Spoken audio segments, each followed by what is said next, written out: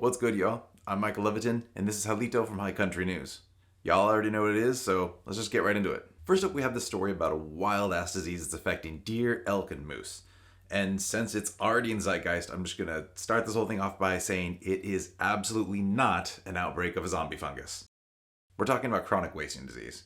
And while it won't turn you into mushroom, in fact, it has never actually been documented in humans, but it's legit concerning.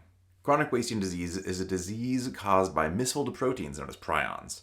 Remember that mad cow thing everyone was afraid of in the aughts? Mad cow is also a prion disease. Alright, so let's just do a quick primer on what prions are. They're the cause of several transmissible and fatal neurodegenerative diseases in both human and non-human animals. We don't know why they fold, but when they do, they also collapse nearby protein molecules, having a sort of domino effect, and it's fatal. Every time. There's no cure. And there's no vaccine. Now that we're up to speed on prions, let's chat about one of the biggest issues with chronic wasting disease. Infected animals can spread it through the rest of their herd. There's a lot we still don't know about chronic wasting disease, and that's exactly what scientists are trying to figure out right now. Peterson talked to biologists in Wyoming who are trying to find out if predators' actions are changing how chronic wasting disease is spreading. See, chronic wasting disease is debilitating, which makes infected animals easier to hunt. So the question is, are predators helping curb the spread by culling infected deer, or are they putting added pressure on herds already weakened by chronic wasting disease?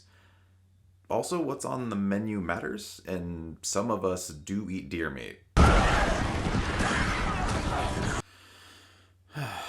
Okay, let's just do a quick brain scrub and move away from zombies to talk about puppies!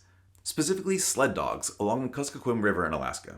Katie Basile, who lives in the region, went to several races and dog yards to photograph the mushers and talk with local residents who are keeping traditions of dog sledding alive. She spoke to 40-year-old veteran musher Beverly Hoffman and others about the community, history, and the challenges of being a musher. It's a rich visual story full of history and a ton of fantastic photos, all accompanied by text from Laureli Ivanoff. You just really have to see the story to appreciate all of it. For our final piece, let's talk about telehealth. Just like all remote work, it's better for the environment. But telehealth is also having a huge impact on the way that patients access abortion care. Tracey explores how more Westerners are turning telehealth abortion care as the landscape of access shifts drastically in a post-Roe America, especially as some states are banning access altogether. Telehealth has the added benefit of having an appointment from the comfort of your own home, and also helps close the gap for healthcare deserts in rural communities. Despite the benefits, the ongoing restrictions on abortion care means that telehealth alone won't make all access equal. But it is a tool for people who could become pregnant to exercise their reproductive rights. That's it for this week.